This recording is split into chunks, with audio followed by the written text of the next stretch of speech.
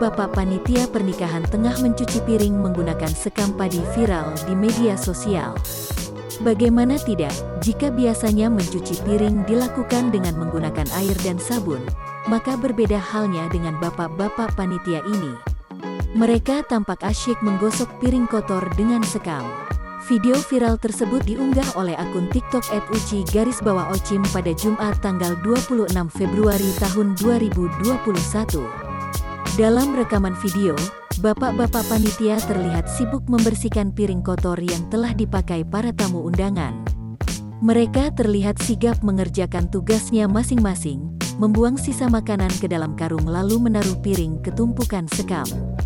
Kemudian bapak-bapak yang bertugas membersihkan piring mulai menggosok-gosoknya menggunakan sekam padi, tanpa menggunakan air dan sabun. Setelah dirasa bersih dari kotoran maupun minyak yang menempel, piring-piring itu lalu dilap dengan kain lap.